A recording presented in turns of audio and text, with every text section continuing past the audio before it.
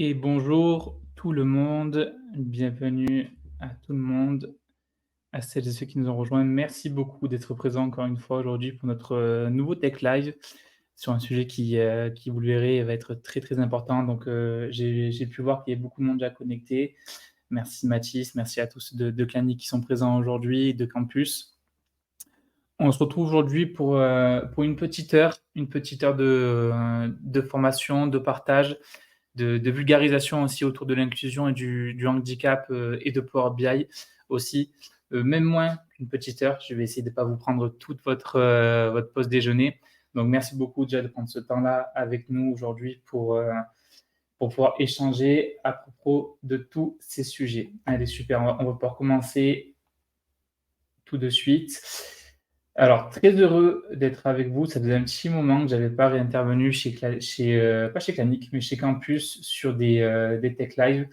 Le dernier live que j'ai eu l'occasion d'animer était avec Benjamin et Lucas sur justement des sujets autour des métiers de la data analyse. Donc là, aujourd'hui, on repart un peu sur le cœur de mon expertise et de domaines que j'aime traiter, qui vont être autour de Power BI, mais surtout autour de l'inclusivité, vous le verrez, et de l'accessibilité. Donc, encore une fois, merci à Campus de me permettre de parler de ce genre de sujet. Et pour la petite histoire, du coup, c'est un sujet que j'ai eu l'occasion de présenter il n'y a pas si longtemps que ça. Un sujet que j'ai présenté, c'était jeudi dernier, pour être exact. Jeudi dernier, un sujet qu'on a présenté au Power 365, qui est un salon qui réunit tous les experts autour des technologies Microsoft.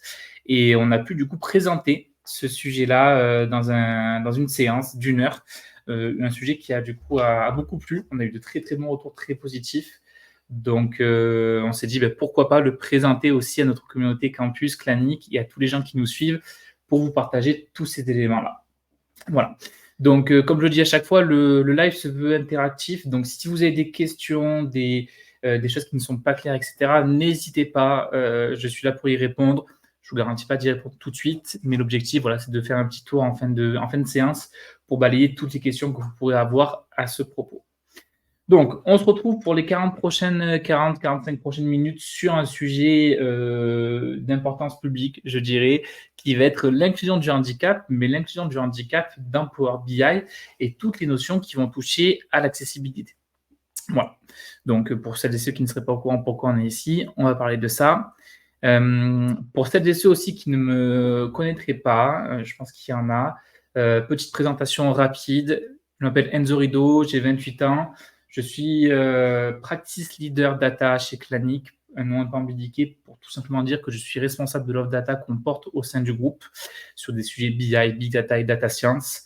Personnellement, ça fait 10 ans que je fais de la data, ça fait 10 ans que je suis dans le monde de l'informatique. J'avais initialement une expertise orientée plutôt SAP analytique et depuis quelques années, j'ai recentré mon expertise sur des technologies Microsoft. J'ai d'ailleurs passé 3 certifications que vous pouvez voir à l'écran à ce sujet. Et je suis aussi, en plus de tout ça, trainer et coach chez Campus Training qu'on présentera tout à l'heure. Voilà. Donc, en plus de tout ça, je partage beaucoup de contenu sur les réseaux, sur LinkedIn, sur YouTube. On va essayer de lancer quelque chose sur Twitter d'ailleurs très rapidement. Donc, n'hésitez pas à me suivre avec le petit QR code sur LinkedIn pour vous tenir informé de toutes les nouveautés et de tous les lives qui vont arriver. Parce que sans vouloir faire trop de teasing, il y a beaucoup de choses qui arrivent pour cette fin d'année. Voilà. Donc, pour rappel, pour les novices, Clanic, on est quoi? On est une ESN, consultant centrique, 750 collaborateurs. Vous voyez les chiffres primordiaux à l'écran. On est une entreprise qui initialement a été créée sur Marseille et depuis quelques années, on s'étend à l'international, en Europe aussi, bien évidemment. Donc, le cœur de métier de Clanic s'articule autour de 5 grands pôles d'expertise, le software, l'agilité, le DevOps Cloud, la cybersécu et la data, bien évidemment, que je représente aujourd'hui. Et en plus de tout ça, chez Clanic, on a aussi, bien évidemment, Campus, qui est du coup notre hôte aujourd'hui, qui nous permet d'avoir notre tribune pour faire la présentation de l'inclusivité dans Power BI. Donc, Campus Training, qui est tout simplement la filiale de Clanic, la filiale dédiée à la formation. Un groupe qui, du coup, se structure dans un contexte de formation absolue. Et on ne propose que des formations avec Campus. J'ai l'occasion aussi, d'ailleurs, d'intervenir avec Campus, non pas qu'avec des Tech Live, mais aussi avec des formations plutôt standards telles qu'on peut les connaître. Donc, n'hésitez pas à suivre Campus sur les réseaux et aussi à suivre Clanic, bien évidemment, si vous voulez plus d'informations. Voilà. Donc ça, c'était pour le petit rappel et la petite information, et petite information un peu classique, au sujet des organisateurs. Concernant un peu l'agenda, le sommaire de notre live, il va être assez classique. On va rappeler un peu le contexte et l'importance de l'accessibilité. Je vais vous expliquer pourquoi, moi, personnellement, j'avais envie de vous en parler et pourquoi il me semblait important d'évoquer ce genre de sujet. Euh, Personnellement, je n'ai pas forcément de problématique à ce niveau-là et, euh, et je ressentais malgré tout le besoin d'en parler. Vous verrez pourquoi par rapport à une expérience personnelle. On parlera ensuite des défis associés au rapport Power BI. Pourquoi on parle d'accessibilité dans Power BI? On parlera bien évidemment des solutions et des bonnes pratiques associées à tous ces défis-là. Et en fin de séance, on fera des études de cas, des exemples concrets d'application de ces notions d'accessibilité. J'ai aussi oublié de le préciser, mais important, chez Clanic et chez Campus aussi par héritage, on a un service dédié Campus qui est vraiment à l'initiative de toutes ces problématiques-là autour des engagements économiques, sociaux, environnementaux. Et Campus fait aussi partie de ce live-là. On le fait aussi en leur honneur. Comme chose qui a été créé par les collaborateurs Clanic, qui permet voilà, de gérer et de suivre toutes les initiatives qui tournent autour de ces sujets. Donc, le petit sommaire et l'agenda, je pense on peut avancer et dérouler le reste de la présentation. On va juste faire un petit sondage. Je suis curieux de savoir à quel point vous, aujourd'hui, vous êtes sensible, attentif à l'accessibilité de vos rapports dans Power BI. Pour celles et ceux qui ne feraient pas du Power BI, plutôt voilà, sensible et attentif à l'accessibilité au sens global du terme, quand vous faites vos développements, vos applications, etc. Donc, n'hésitez pas à me mettre dans le chat entre 1 et 5. 1 étant, je n'y pense pas du tout, malheureusement. 5 étant, je suis un maître Jedi de l'accessibilité, je maîtrise toutes les notions. Juste pour un peu voilà, situer vous aujourd'hui, pour que je puisse situer moi aujourd'hui le public que j'ai en face de moi, savoir si oui ou non il y a des personnes qui font déjà attention à ce sujet-là. Donc, n'hésitez pas à mettre dans le chat votre note, votre autonotation à ce sujet. Donc, je vois par exemple qu'on a Audrey qui fait plutôt attention, même très attention à ces notions-là. On a Vincent aussi qui fait attention à ces sujets, donc très bien, très important. Ça me fait plaisir d'avoir des personnes qui, naturellement, ils font attention. Vous le verrez, il y a une importance vraiment primordiale à faire attention à ces sujets. Super. Très bien. Bon, on a déjà un public qui fait attention à ça, donc ça, c'est très, très bien. Maintenant, on va essayer de comprendre, du coup, désormais dans Power BI, à quoi ça correspond et comment on peut gérer tout ça. Donc, contexte et importance de l'accessibilité. Je l'ai expliqué dans le salon Power 365 et je vais le réexpliquer ici. Moi, personnellement, j'ai la chance, si je puis dire, de ne pas avoir de problématiques associées à ces notions-là d'accessibilité. Je n'ai pas d'handicap, visible ou non visible. Donc, je vais essayer d'être le plus précis possible, d'éviter un peu les incohérences dans mes propos. S'il y a des choses où je ne suis pas assez clair, où je me trompe, j'en suis désolé. Je vais essayer d'être le plus transparent et le plus lucide possible sur ces notions-là. Donc, ne m'en voulez pas s'il y a des petites imperfections. Je pense déjà qu'il faut recontextualiser et pourquoi parler de l'accessibilité. Comme je vous l'ai dit, moi, j'ai pas de problématique à ce niveau-là, mais j'ai jamais eu l'occasion non plus d'être confronté à ce type de problématique au travers d'autres utilisateurs. Et un beau jour, ça m'est arrivé, ça m'est tombé dessus. Et ça m'est tombé dessus un peu brutalement dans le sens où je donnais une formation pour BI avec Campus, justement.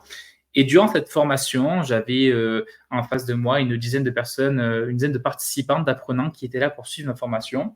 Et durant la formation, je sentais qu'il y avait une personne en particulier qui était un peu en retrait, qui était un peu en difficulté, qui était un peu plus longue que les autres, etc.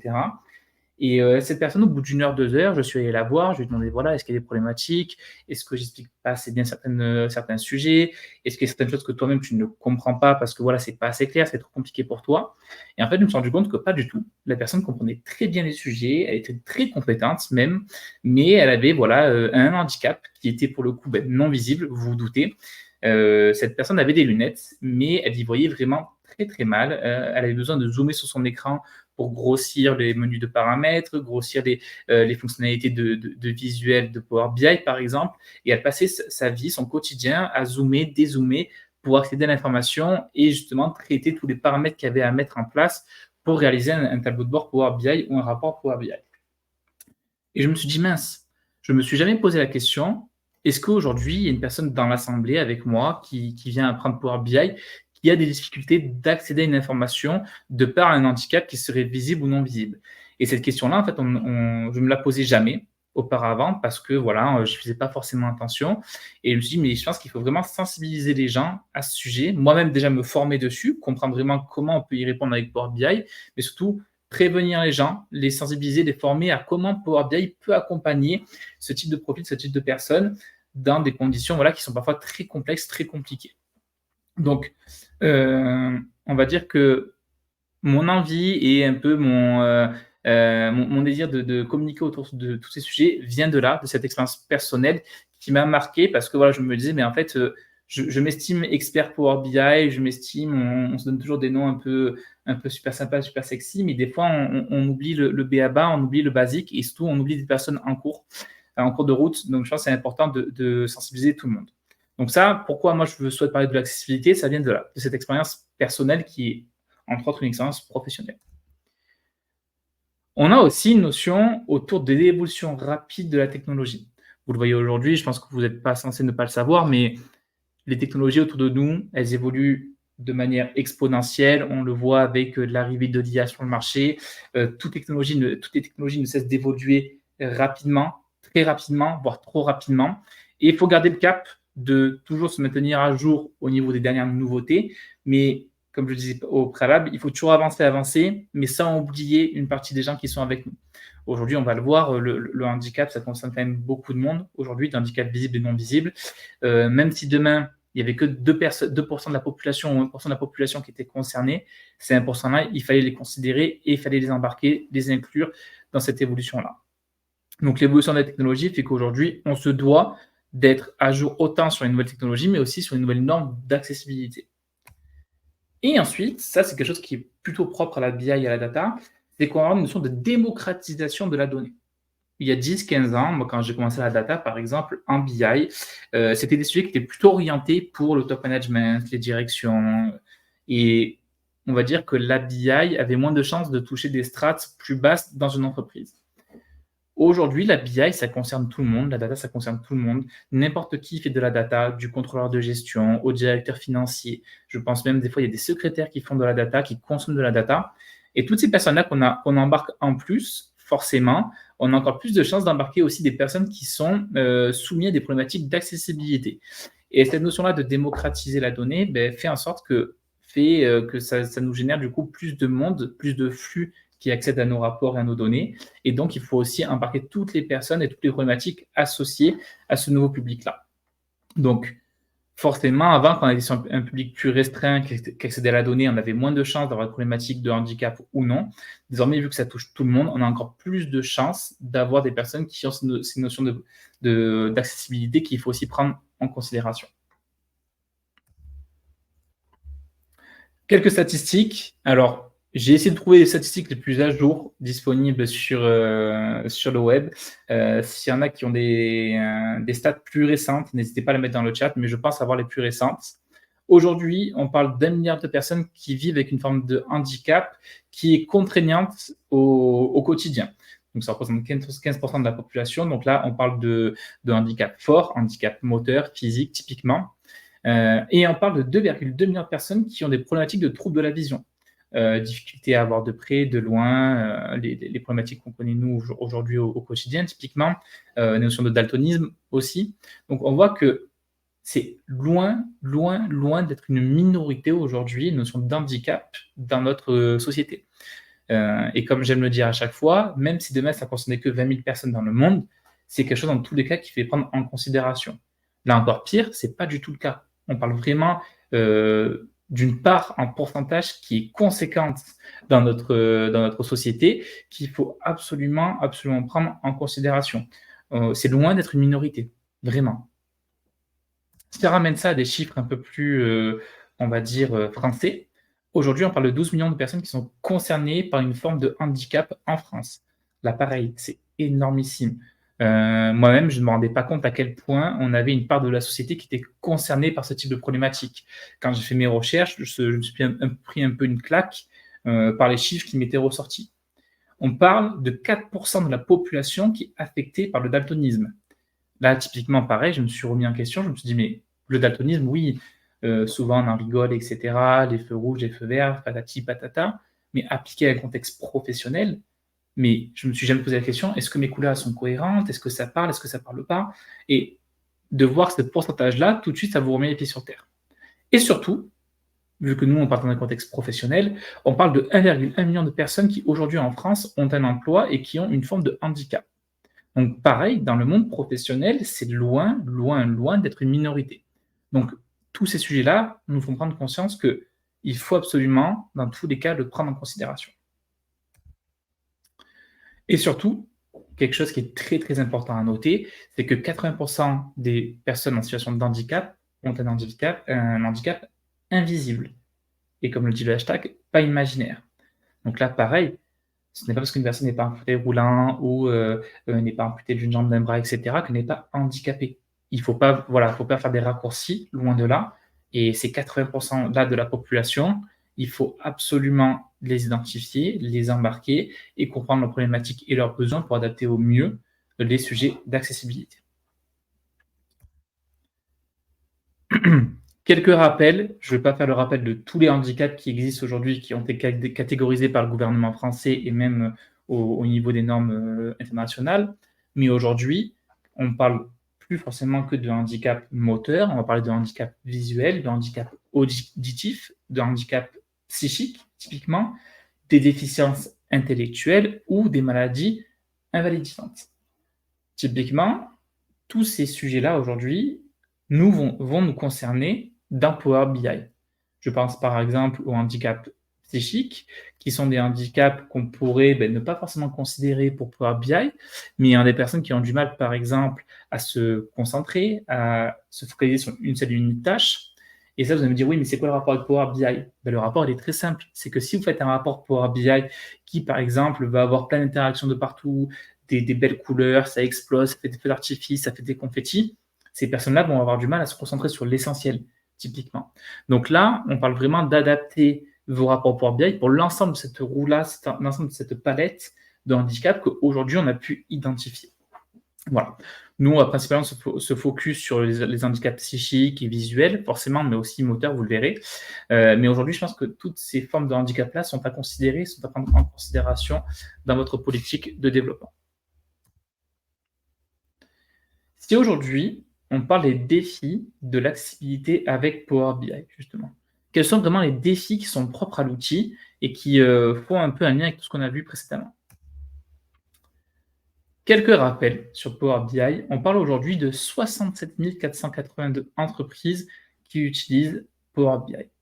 C'est colossal. Aujourd'hui, la popularité de l'outil fait que quasiment toutes les entreprises ont tôt ou tard une licence Microsoft avec une licence 5 et donc l'outil Power BI. Aujourd'hui, Power BI est un outil qui est démocratisé, qui est populaire surtout. On parlait en 2013, 2015, enfin, un peu plus tard, mais il y a 2-3 ans même, on parlait de 5 millions de personnes qui utilisaient Power BI au quotidien. C'est colossal. Donc, une popularité de l'outil qui est conséquente, mais un outil surtout qui respecte les normes d'accessibilité.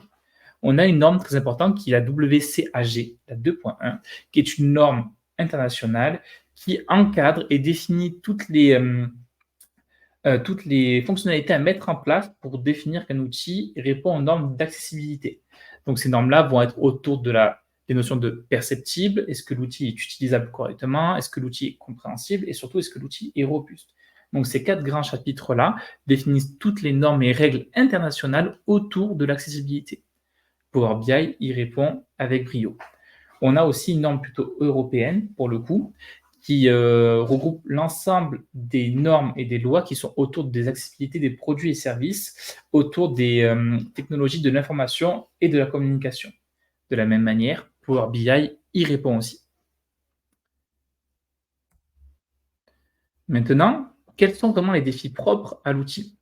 Au même titre que je vous disais tout à l'heure, la démocratisation de la data fait qu'aujourd'hui, on a vu des outils émerger qui se veulent de plus en plus BI self-service. Power BI, on tombe en plein dedans. C'est un outil qui a été défini comme tel, un outil Power BI, BI self-service, qui est utilisable par n'importe qui. Aujourd'hui, cette popularité de l'outil-là, c'est super pour Microsoft, c'est génial, parce que voilà, l'outil marche bien, on a de belles mises à jour en permanence, mais de ce fait, tout le monde l'utilise, donc on a encore plus de chances aussi de toucher des personnes qui ont une forme de handicap. Et de ce fait, on doit encore plus faire attention à comment l'outil est utilisé, comment il est consommé et comment nous, on met à disposition de l'information qui est accessible. Donc le premier défi, c'est de se dire, OK, Power BI, c'est hyper populaire. Maintenant, comment je vais faire pour répondre aux besoins de tout le monde? Les défis ensuite vont être de ne pas tomber dans les dérives de la data vise. Je vous rassure tout de suite, ce n'est pas moi qui fais ce magnifique rapport que vous voyez juste à droite, mais aujourd'hui, il faut se dire que Power BI, ça fait des belles choses. On va très souvent avoir des rapports super sexy, super jolis, comme j'ai tout à l'heure, qui vont exploser partout, qui vont faire des feux d'artifice, mais il ne faut pas tomber dans les dérives. Il faut faire attention aux couleurs, aux visuels qu'on utilise, et le fait de ne pas tomber dans les dérives est un défi qui est plus grand que ce qu'il en a l'air. C'est-à-dire que vu que l'outil est utilisé par tout le monde, on va avoir tendance parfois à en faire trop dans la data vise. Donc Power BI, son principal défi, c'est de ne pas tomber dans les dérives. On va avoir aussi quelque chose qui va être assez perturbant, c'est qu'aujourd'hui, Power BI il répond à toutes les normes européennes et internationales, mais on manque d'outils dédiés pour tester nos rapports Power BI, pour s'assurer qu'ils soient accessibles, pour faciliter la conception des rapports Power BI, par exemple. Donc, le manque d'outils dédiés est un des défis majeurs de Power BI. Et on va avoir ensuite le manque de directives qui sont, selon moi, bien définies chez Microsoft, mais qui manquent de clarté et de bullet points et de guidelines qui sont importantes à définir. Donc, le manque de directives aujourd'hui officielles, de par des organismes gouvernementaux, peu importe, ou de par les éditeurs, font qu'aujourd'hui, s'assurer que nos rapports soient accessibles relève parfois du défi. Donc, attention, le manque de directives claires et définies et établies peuvent être pour vous parfois une complexité dans ces notions-là. Donc, je vous invite typiquement à aller voir le site de Microsoft qui est plutôt bien fait, qui reprend voilà, toutes les notions d'accessibilité autour de Power BI. Maintenant, si on parle de solutions et bonnes pratiques pour des rapports Power BI accessibles. La règle générale et la règle absolue, pour illustrer mes propos, j'ai pris, une citation de Léonard de Vinci qui dit que la simplicité est la sophistication du suprême. En effet, aujourd'hui, faire au plus simple dans vos rapports Power BI, dans vos applications, dans vos tableaux de bord est vraiment la solution ultime à toutes vos problématiques. Là, ce que je vais vous dire, c'est que de faire des rapports qui sont simples, basiques, efficaces, c'est même pas que pour des personnes qui sont en situation d'handicap. Pour toutes les personnes, aujourd'hui, moi le premier, je trouve ça plus agréable de consommer un rapport qui est simple, pas qui va exploser de partout à faire des feux d'artifice, non, de consommer un rapport qui est simple, qui me retransmet l'information facilement, c'est pour moi le rapport idéal. Donc, cette règle-là générale, elle s'applique pour des problématiques d'accessibilité, mais aussi pour des problématiques autour de, on va dire, l'interface et l'ergonomie de vos rapports. Donc, restez toujours le plus simple possible dans la conception de vos rapports Power BI. Ensuite, je pense qu'il y a une notion très importante de ne pas confondre les publics lorsque vous allez justement mettre en place toutes vos guidelines, tous vos outils, peu importe. Pourquoi ne pas confondre les publics? C'est que les attentes et les problématiques vont dépendre justement de leur fonction au sein de l'entreprise. Donc, par exemple, un développeur ne va pas avoir les mêmes attentes et les mêmes problématiques qu'une personne qui va être lecteur ou informateur autour de l'outil. Donc, typiquement, pour les développeurs, je pense qu'il y a une importance à les sensibiliser à ces notions-là d'accessibilité. Les prévenir que voilà, il faut faire attention aux couleurs, aux graphiques que vous allez utiliser, aux images que vous allez mettre en place. Il faut les former aussi, absolument. Les former à l'outil, bien sûr, mais les former aux normes et aux réglementations associées à l'accessibilité, mettre en place des bonnes pratiques, leur donner les outils pour tester les rapports qu'ils vont développer eux-mêmes et mettre en place surtout un système de certification en interne pour garantir que les rapports, OK, répondent aux besoins initiaux, mais en plus de ça, ils ont ils ont ce supplément-là, cette certification-là qui dit: «Ce rapport, il répond bien aux besoins, les données sont correctes et en plus, il est accessible par toutes les personnes de l'entreprise». Donc, faire attention à comment vos développeurs vont développer les rapports et les mettre à disposition. On va voir ensuite une notion associée au user ou simplement au lecteur. Je pense qu'il est important aussi, non pas de former les lecteurs qui sont, on va dire, qui n'ont pas de problématique, mais former les lecteurs qui ont une problématique d'handicap visible ou non visible, de les former à l'utilisation. OK, toi aujourd'hui, tu as une problématique, tu as du mal à y voir, les couleurs, c'est pas pour toi, et cetera. Comment on peut faire pour t'aider et t'accompagner à ce que tu consommes le plus facilement possible ton rapport Power BI? Là, pareil, on va devoir commencer à parler de la navigation avec le clavier, comment on peut augmenter les contrastes de son rapport, et cetera, et cetera. Donc les lecteurs, il faut les former à l'usage. Il faut communiquer avec eux, bien évidemment, et il faut surtout les impliquer dans la conception des rapports Power BI, absolument. Ça, pareil, c'est une règle générale. Quand on va construire et mettre en place un rapport Power BI, on ne le fait pas pour soi, pour sa propre personne. On le fait pour quelqu'un d'autre, peu importe qu'elle ait un handicap ou non.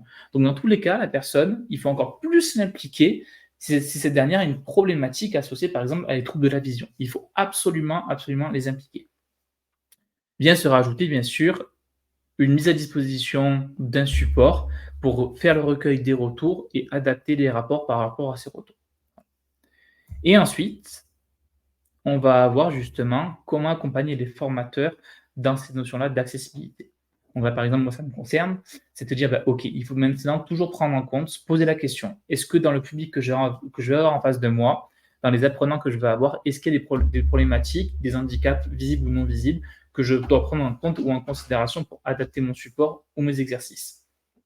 Et surtout, pendant la formation, sensibiliser le plus largement possible les personnes à ces notions-là. Moi, c'est quelque chose que je fais maintenant systématiquement. Quand je parle de Power BI ou que je fais une formation Power BI, j'ai rajouté 5-6 slides sur OK, c'est quoi l'accessibilité et comment dans Power BI c'est porté. Absolument. Sinon, si on ne porte pas la bonne parole, nous, en tant que formateur, en tant qu'expert, c'est quelque chose qu'on ne tiendra jamais compte. Et c'est à nous de faire passer le message, c'est à nous de sensibiliser les gens sur ce sujet. Maintenant, comment on met en application tout ça dans des études de cas et d'exemples concrets? On a aujourd'hui des outils, non pas de Microsoft, enfin, on a des outils Microsoft, mais qui sont intégrés directement dans Power BI, mais on a plein d'outils aujourd'hui hors Microsoft qui existent, qui n'ont pas été initialement prévus pour du Power BI, mais qui existent pour justement vous aider, vous, à tester vos couleurs, tester vos rapports, et cetera, et cetera. Donc, on va essayer de parcourir ces outils-là pour ensuite voir comment on peut les exploiter au mieux dans Power BI. Le premier outil, on le verra tout à l'heure, ça va être le Color Contrast Checker. Je pense qu'on l'a tous vécu au moins une fois parmi le public, des couleurs qui sont très peu lisibles parce qu'on va superposer du rouge très clair sur du rouge foncé, par exemple.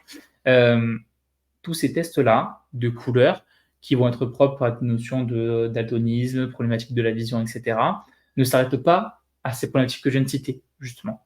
Mais moi, parfois, j'ai des couleurs que j'ai du mal à consommer, mal à lire, que j'ai du mal à interpréter. Donc, de checker la couleur et le contraste de ces dernières, c'est très important.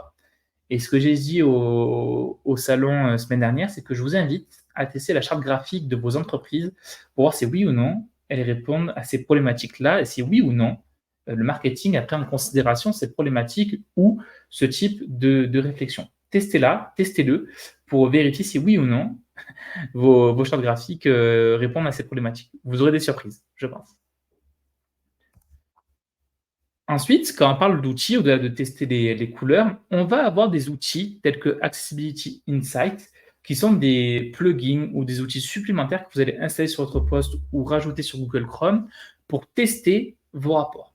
Donc ces outils-là sont des outils qui permettent de vérifier un contenu, pas forcément un rapport Power BI, mais de vérifier un contenu pour s'assurer que votre contenu a été créé dans les règles de l'art et mis en forme dans les règles de l'art pour répondre à des problématiques d'accessibilité. Ils vont par exemple tester si vous avez mis un bon titre sur votre visuel, si les couleurs, pareil, sont cohérentes par rapport aux problématiques qu'on a citées au préalable. Donc, le site de Accessibility Insight permet de tester, soit via le web, soit via un soft que vous installez sur votre poste, le contenu que vous lui proposez. Lui, il a plein de normes, plein de paramètres qu'il va tester. Il a une centaine de paramètres qu'il va tester et en fonction de ses retours, il va vous dire: «Ben voilà, ton titre, il faut que tu le mettes de cette taille-là. Cette couleur, il faut que tu la supprimes parce que c'est pas clair. Ce visuel, il faut me le supprimer parce que c'est pas assez pertinent». Donc Accessibility Insight fait partie des outils qui permettent de tester votre contenu. Je me suis amusé à le tester justement sur les premiers rapports que moi j'ai pu développer dans le cadre de Data Challenge, etc. par exemple. Et en testant, donc là ce que vous voyez à droite, c'est justement le mode web de Accessibility Insight qui va faire des checks sur tous vos composants. Et je me suis amusé à tester mes rapports pour voir si oui ou non, ce que j'avais fait, ça répondait à des normes d'inclusivité, d'accessibilité. Je vous mets dans le mille, hein. Moi, il y a 2 ans, je ne faisais pas du tout attention. Je pensais juste à faire du joli et à faire du sexy. Et le résultat a été sans appel. Il m'a tout ressorti en rouge. Voilà. Il m'a dit, clairement, en gros, il y a tout à refaire, tout à reprendre, parce que tes visuels, c'est pas pertinent, parce que tes titres sont pas pertinents, parce que la couleur n'est pas pertinente. Et on peut voir à l'écran, justement, tous mes titres qui ont été mis en évidence, toutes les notions qui ont été mises en évidence qui posent problématique.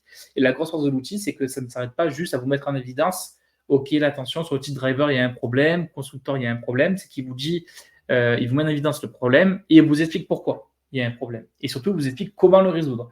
Donc, l'outil est très bien fait, il est gratuit en plus. Donc, moi, je vous propose de tester, de vous amuser à le tester sur vos rapports ou sur vos solutions TNC, peu importe, et de tester et voir le résultat que vous avez associé à cet outil. Voilà. Donc l'outil, hyper puissant, hyper pertinent, et je pense que c'est un must-have pour les développeurs de tester en permanence, de toujours challenger l'outil, nos rapports avec cet outil-là. Voilà.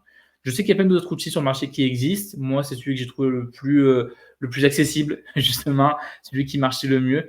Donc, n'hésitez pas à le tester. On va avoir ensuite, quand on parle d'outils, on va avoir la notion de guideline qui, selon moi, doit être absolument être mise en place dans votre entreprise et dans votre organisation. Ça relève du même titre, selon moi, que mettre en place une politique de gouvernance dans Power BI. La gouvernance doit absolument intégrer ces notions d'accessibilité et donc ces guidelines. Le premier chapitre que moi je mettrais dans mon livre blanc de l'accessibilité dans Power BI, ça serait de définir les conformités aux normes d'accessibilité, de définir des notions qui sont claires et précises de tout ce qu'on attend dans Power BI pour avoir un rapport qui est dit accessible. Ensuite, de mettre un chapitre sur la clarté et la simplicité. Toujours rappeler que faire le plus simple, c'est le mieux, tout le temps. Faire des rapports clairs, c'est le mieux. Faire des rapports simples, c'est le mieux. Ça peut être trivial, ce que je dis, mais pourtant, on l'oublie trop souvent, encore plus en Power BI. Et comme je le dis, c'est pas que pour des problématiques liées au handicap, mais c'est pour un confort visuel pour tout le monde. C'est important d'avoir des rapports qui sont clairs et simples.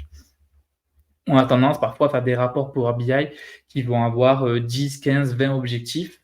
Humainement, quelqu'un, peu importe qu'il ait des problématiques handicap ou non, n'arrivera jamais à analyser et interpréter correctement 10 ou 15 objectifs. On parle maximum de 3 objectifs pour jusqu'à 5, même pour un humain, pour être efficace.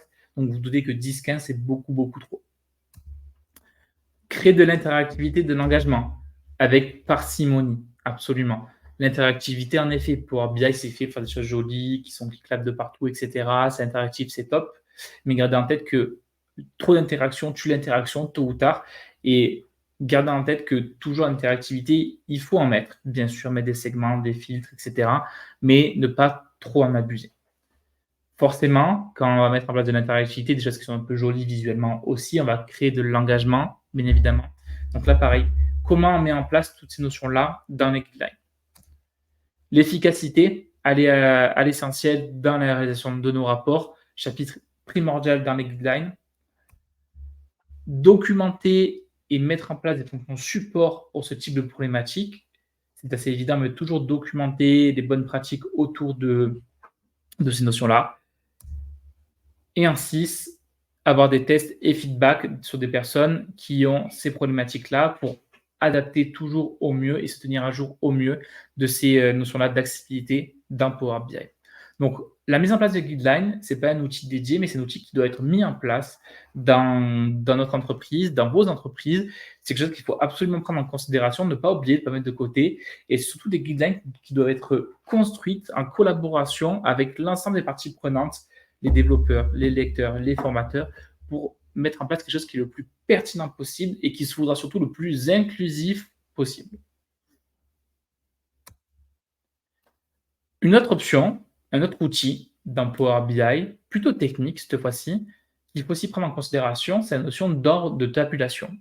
Je vous parlais tout à l'heure dans Power BI qu'on peut faire ce qu'on appelle de la navigation au clavier ou avec des raccourcis. On le verra tout à l'heure. On peut naviguer sans utiliser la souris dans un rapport Power BI avec la touche Tab de votre clavier. Et dès lors, vous allez appuyer sur la touche Tab, vous allez naviguer de graphique en graphique ou de visuel en visuel. La problématique avec cet ordre de tabulation, c'est que par défaut, l'ordre de tabulation, il est créé et généré par rapport à la création de vos visuels dans Power BI. Donc, si vous allez me rajouter 20 images, typiquement, lui, il va mettre l'image numéro 1 à la position 1, l'image numéro 2 à la position 2, etc., etc. Sauf que dans la navigation, vous n'avez pas forcément envie que votre utilisateur navigue image après image. Vous avez plutôt envie qu'il navigue plutôt de graphique après graphique et pas qu'il navigue sur des objets qui sont là juste purement visuels. Donc, on va voir après comment, avec l'ordre de tabulation, on peut naviguer dans Power BI. On va avoir ensuite des outils qui, pour le coup, ne sont pas propres pareil à Power BI, mais qui sont des outils, on va dire qu'on utilise un peu de partout, qui sont les fameux screen readers. On a le narrateur, qui est un outil installé par défaut sur votre environnement Microsoft, qui est un outil de chez Microsoft. On a NV Access et on a l'outil JAW.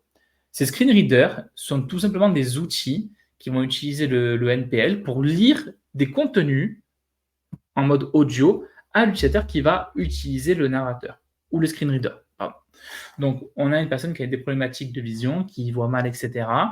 Pour éviter qu'elle se penche sur l'écran ou qu'elle zoome, qu'elle fasse des zooms, etc., elle peut utiliser un narrateur qui va lire justement toutes les actions qu'elle effectue ou tous les éléments qu'elle a sélectionnés dans son écran d'ordinateur.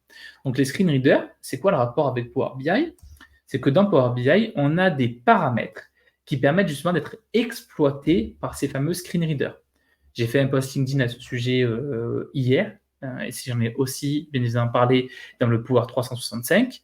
Les textes de remplacement permettent de renseigner du texte que vous allez renseigner directement dans les paramètres de vos visuels, et ce texte-là va être lu par le screen reader dès lors où la personne va sélectionner l'élément concerné. Donc, par exemple, on voit à l'écran ici, comme moi j'ai rajouté un texte dans le graphique à colonne qu'on voit juste là. J'ai rajouté le texte visuel qui représente les matchs joués entre 1930 et 2018. Dès lors où la personne va utiliser un screen reader, ce texte-là lui sera lu avec les haut-parleurs et elle aura du coup l'information sans pour autant se pencher ou zoomer pour lire le contenu. Donc, les textes de remplacement sont hyper importants, typiquement dans Power BI, pour justement faciliter l'accès à l'information et à vos visuels. Ce qu'on voit ici, texte de remplacement, le texte de remplacement est exploité par le NV Access pour lire et faire entendre le contenu aux utilisateurs. Maintenant, passons à une petite démonstration rapide et après je pourrai vous libérer pour aller manger. Dans Power BI, désormais, comment ça se passe pour paramétrer tout ça? Donc, le texte de remplacement, c'est ce que je vous disais ici. Là, on se retrouve sur notre rapport Power BI. Le texte de remplacement ici se configure de manière très très simple et c'est pas compliqué à mettre en place. Il faut juste du coup savoir que ça existe et le prendre en considération. Donc, imaginons que vous souhaitez rajouter un texte ici pour ce graphique-là qu'on a créé. Dans les options de vos visuels, ici, une fois que vous avez sélectionné votre visuel, vous avez dans la paramètre de mettre en forme votre visuel, dans les paramètres généraux, le petit texte de remplacement qui existe ici. Par défaut, bien évidemment, ce texte-là ne sera pas renseigné en automatique. On n'a pas la création, comme pour les titres, par exemple, en automatique d'une information dans ce texte-là. Donc ici, vous pouvez tout à fait, de manière triviale, rajouter un texte qui va dire voici une description, hop, ou on peut dire plutôt ce graphique, hop, représente l'évolution des buts encaissés et marqués par l'équipe de France, par exemple. Donc là, en spécifiant ce texte-là, dès lors où je vais utiliser moi un narrateur, ce texte va être lu dès lors où je passerai la souris au-dessus de mon graphique. Si je passe ma souris non pas au-dessus de ce graphique, mais au-dessus de ce graphique, j'aurai, s'il y en a une information lue par rapport à ce graphique-là. Donc, par exemple, ici, hop, j'ai un texte de remplacement qui est propre à ce visuel. La chance avec Power BI, c'est qu'on peut personnaliser le contenu de manière dynamique de notre texte de remplacement. Là, ici, vous voyez que moi, j'ai rajouté par l'équipe de France. Parce que moi, dans mon segment, ici, j'ai choisi l'équipe de France, bien évidemment. Si par exemple, à contrario, je mets plutôt l'Argentine, ici. Forcément, toutes mes données vont être mises à jour par rapport à la sélection de l'utilisateur. Et de la même manière, mon texte de remplacement ici va être obsolète. Donc on peut, grâce à la petite fonction qui est ici, variabiliser le contenu du texte de remplacement. J'ai créé en amont une petite fonction, ici, une petite mesure d'axe, qui permet de concaténer mon texte. Ce visuel représente le nombre de buts encaissés et marqués pour l'équipe, et je viens lui rajouter la valeur sélectionnée dans mon segment juste là. Donc, je viens appeler mon texte, enfin ma mesure juste ici, je dis OK, et là désormais j'aurai un contenu et un texte de remplacement qui sera dynamique par rapport à la sélection de l'utilisateur. Alors je vais tester, voir si ça fonctionne. Donc là nous on va lancer par exemple le narrateur qui est juste ici. Donc vous devriez entendre le narrateur qui va s'activer. Démarre miniature volet, voilà. Diapositive 44 sur 45, sélectionné. Hop, je vais désélectionner ça. FIFA, World Rapport Power BI, ce visuel représente le nombre de buts encaissés et marqués pour l'équipe Argentina, graphique en courbe. Si vos infos voilà. Donc là, on a bien entendu qu'on a... Hop, on va l'activer juste là. Voilà. Fenêtre de dépassement de capacité. Hop, voilà. Donc là, vous avez entendu que j'ai bien l'information qui a été lue à l'écran. Donc j'espère que vous l'avez entendu, vous, dans le live. Me dites-moi juste si vous l'avez bien entendu, parce que bon, sinon vous n'avez pas entendu, c'est-à-dire que ça ne marche pas correctement sur le live en direct. Mais dans l'idée, vous voyez que tout de suite, quand j'ai passé la souris au-dessus de mon graphique, j'ai eu l'information, ce visuel représente les buts marqués et encaissés par l'équipe Argentina qu'on a retrouvé juste ici. Donc, le narrateur est hyper important à mettre en place et à sensibiliser auprès de vos développeurs. On a une question de Carla qui nous demande si le narrateur existe dans d'autres langues. Je dirais que oui. Je dirais que oui, absolument. Je ne vois pas pourquoi on n'aurait pas d'autres narrateurs pour de l'anglais, pour de l'espagnol. Alors, il faut savoir que normalement, le contenu est lu dans la langue qui est écrite. Donc là, si c'est écrit en anglais, ça sera lu en anglais, ça sera lu en espagnol, typiquement. Donc, mais je présume qu'il y a des outils qui existent qui font la traduction en direct par rapport à la personne qui consomme le visuel. Donc pareil, sans certitude, c'est vraiment, je présume, bon, je me dis en 2023, si ça n'existe pas, c'est quand même un problème. Donc ça, c'est pour le texte de remplacement, typiquement. Et un autre sujet que je voulais vous montrer avant de vous libérer, ce sont la fameuse navigation avec le clavier. Donc on a ici l'option, hop, dans les sélections, tac, tac, on a ici l'option ordre de tabulation. Donc là, ce que vous voyez à l'écran, ce sont tous les objets que j'ai dans mon rapport avec lesquels je peux naviguer avec la tabulation. Donc si je me repositionne ici, que je fais mon tab, par défaut, il me sélectionne mon graphique. Si je rappuie sur tab, là, vous voyez que mon graphique Overview Match Played a été mis en surbrillance avec le petit carré noir. Et si je continue à naviguer, là, je descends, là, je remonte, là, je repars à droite, là, je redescends. Et vous voyez que ma tabulation n'est pas du tout organisée. Ce qui veut dire qu'une personne qui a l'habitude de naviguer avec le clavier, elle va se retrouver ici, elle va dire, mince, moi, je navigue, mais ça m'emmène n'importe où, et mon ordre de tabulation n'est pas du tout bon.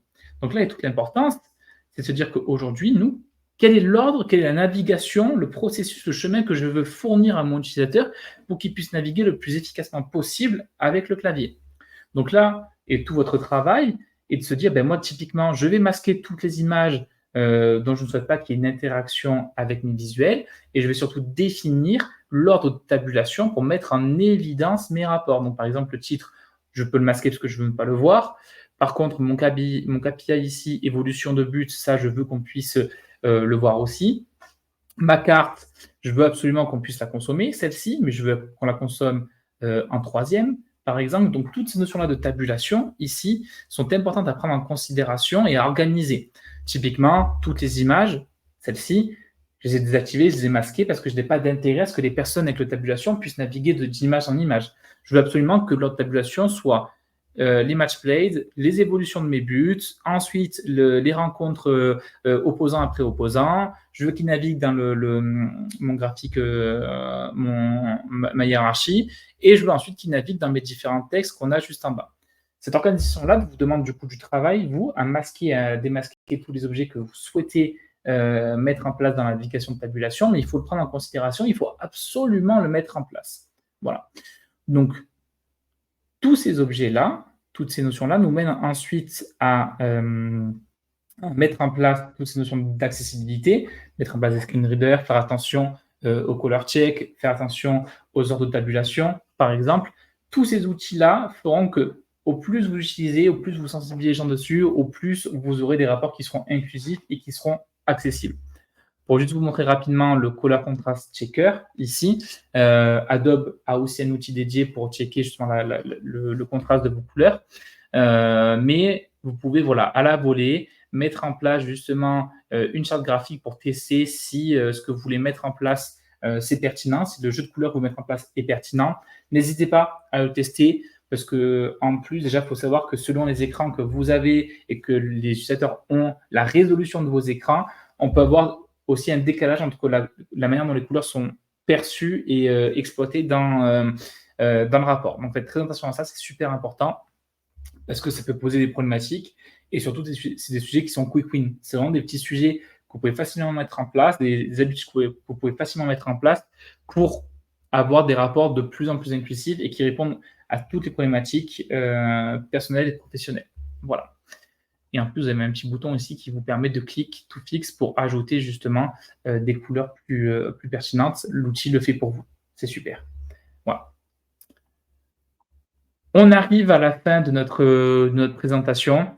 Hop, je mets le petit GIF et le petit teaser. Mais on va avoir, hop, en plus, je fais une faute, c'est super. On va avoir une fin d'année qui va être 100% dédiée à la data chez Clanic et Campus. J'en dis pas trop, je ne veux pas trop teaser, mais on va mettre en place beaucoup avec Mathis, notamment, qui est présent sur le live que j'ai vu passer.